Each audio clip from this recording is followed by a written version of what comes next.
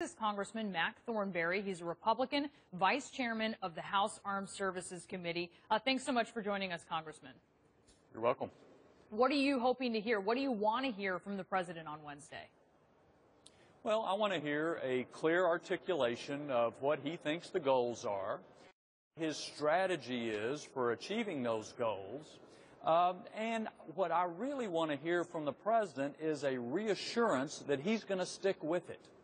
Because if there's one concern I've got is that the president left early in Iraq, he was on track to leave early in Afghanistan, he pulled back from Syria, and more important than me, other countries, our own military wants to be reassured that whatever plan he comes up with, he's going to stick with it until the job is done.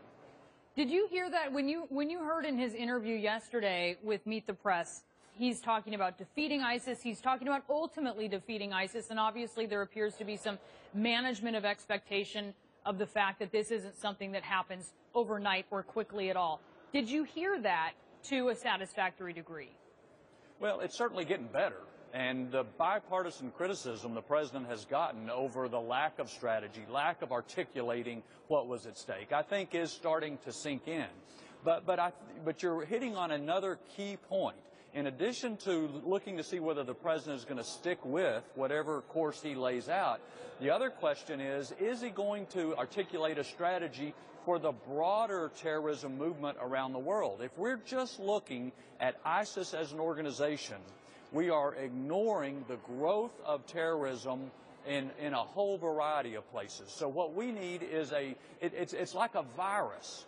And the suggestion's been made by Newt Gingrich and others that we need to treat it as a virus and look at how you control a biological epidemic. That broader, longer strategy for dealing with this threat of terrorism, ISIS, yes, it has our focus now, but beyond ISIS is really what I hope I hear from the president. We sort of, I guess, got a little bit of a preview yesterday when he was talking about a element to his plan, an economic element to his plan, as well as a military aspect to it. What do you think the U.S. needs to be doing in Iraq and Syria to combat ISIS? Well, there has to be those elements without question. And a military alone element, especially, dropping a few bombs with air power, is certainly not going to get the job done. But if we go to other countries, whether you're talking Turkey, Saudi Arabia, Jordan, or whoever, and say, we want you to help with some money, with presence on the ground or whatever, they're going to be looking to us and say, okay, we may be willing to take that risk, but are you going to stick with us? And that's why I think the crucial thing is for the president to reassure all those other countries and our own people that he's going to stick with it, even though it'll be tough. There may be some losses, but he's got to reassure he's going to stick with the plan that he lays out. And I wonder, tomorrow, what is the view there on Capitol Hill for this meeting that the president has with congressional leaders? He'll be meeting with the Big Four, McConnell, Reid, Pelosi, Boehner. Is this just a courtesy, hey guys, heads up, this is what I'm planning to say tomorrow, or do you think there's going to be any incorporation of ideas here? Well, I hope so. If all the consultation is a preview of what he's going to say in his speech, then that's not really consultation.